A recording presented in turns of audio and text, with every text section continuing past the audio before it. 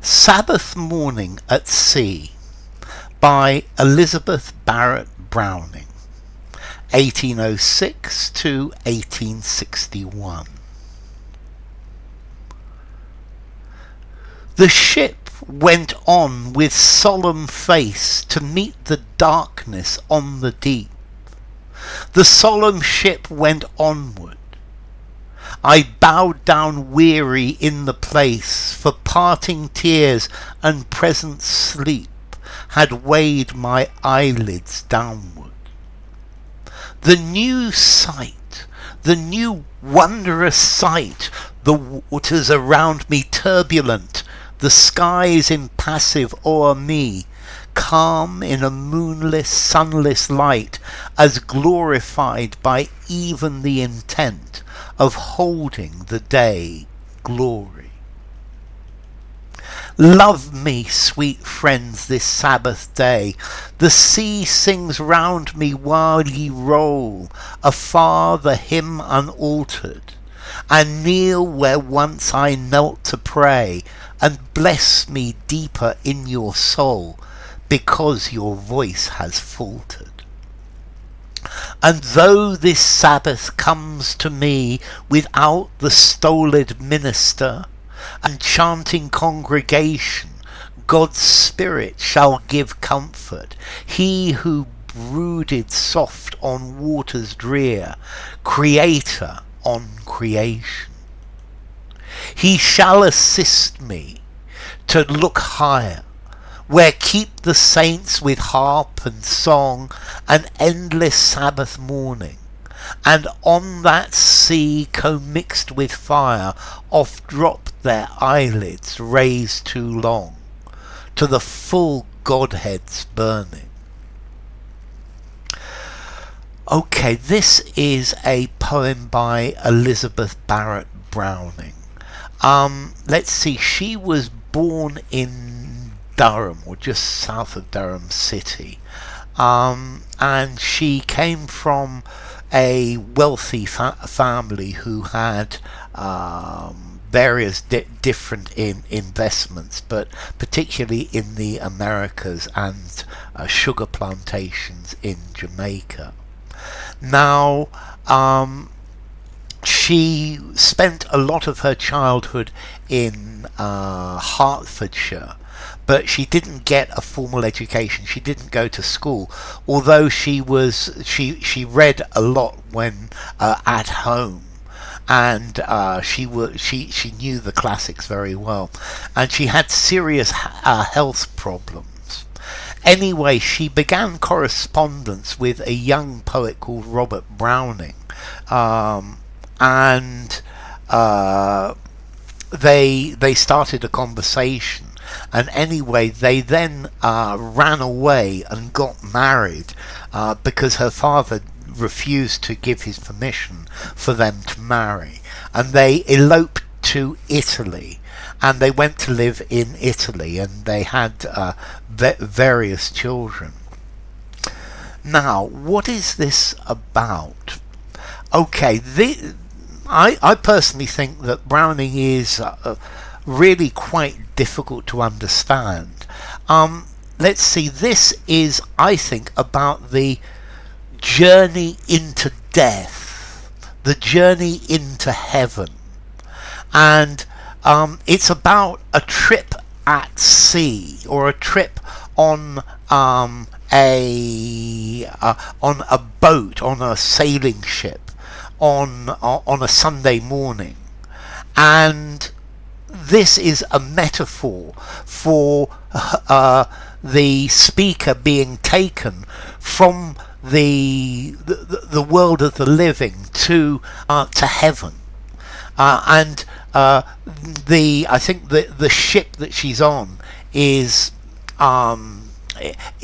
the church moving forward, or is her religious belief, and she is going to heaven, and she's thinking about the people who've been left behind, and she's thinking about her friends worshipping in church, and missing her, and she's sad that she can't go to church. She can't meet with the people of her group. So anyway, the ship went on with solemn face to meet the darkness on the deep. The solemn ship went onward. So she's on a ship, and this ship is going forward into the darkness. It's moving onward. It's moving forward. So this is, to me, this is a metaphor for journeying from the world of the living to the world of the dead, going into darkness, going into death. I bowed down weary in the place, for parting tears and present sleep had weighed mine eyelids downwards. So I lay down, I bowed down in this place on this ship, because the people crying about my death, and the whole process of dying had made me very tired, and it was I was now in a sleep, or in a kind of trance, moving on this boat. And then she wakes up again. So this is firstly the leaving of the mortal world, the new sight, the new wondrous sight, the waters around me turbulent, the skies impassive o'er me, calm in a moonless, sunless light, as glorified by even the intent of holding the day glory. So I think she now wakes up, and the ship is in a completely different place. The ship has gone through the night of death and is now in a new place where the water is turbulent, where there are the water is stormy, and the skies above aren't moving, but there is no moon, there is no sun, but there is light, and there is light that is glorified.